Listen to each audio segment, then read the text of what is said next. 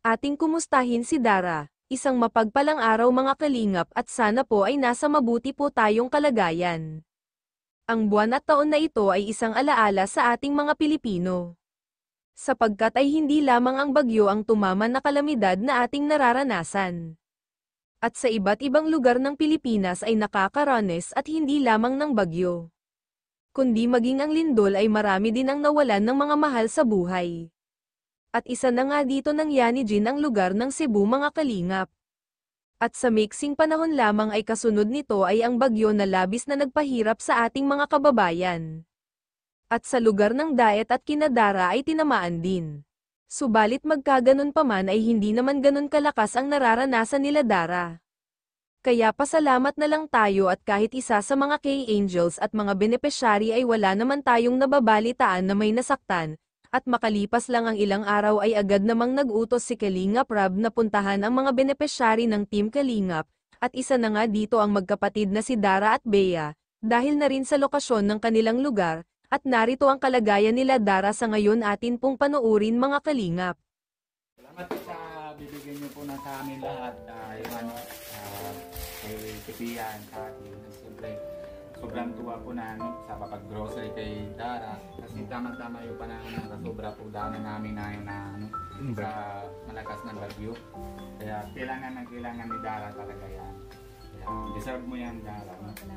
Siyempre mga bukod dyan, meron po tayo na bibigay ng cash.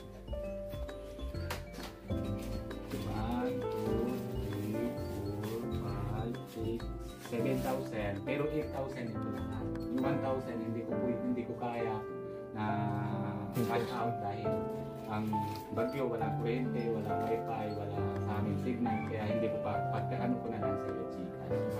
Pagkaano ko 1, 2, 3, 4, 5, 6, 7. Yung 1,000 hindi cash ko lang. Pero ano mamaya na po kapag ko namin pa-check muna namin yung pangalan ko. Maraming salamat po kay Tita Rodora po, and kay Tita Aimee, and kay Tita CLJ, and Tita Helen, at Tita Lucky. Thank you so much po sa Team Dara Globals. Maraming salamat po sa inyo sa mga pang-allowance po at sa box. Sa lugar ng State of Hello. Thank you so much po, sobrang appreciate ko po yun. Pero hindi ko pa rin sure kung naan sila na share sila.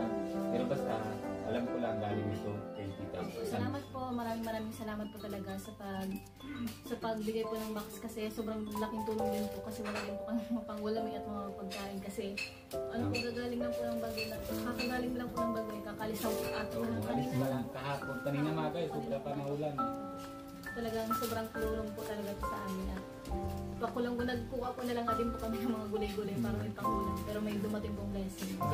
Thank you so much po talaga kay God kasi nagawa po siya ng parang panabigyan po kami ng pagkain dito. Salamat po kay Tita Leo at salamat po sa bumubuo ng Dara Best International at sa Dara Globals po.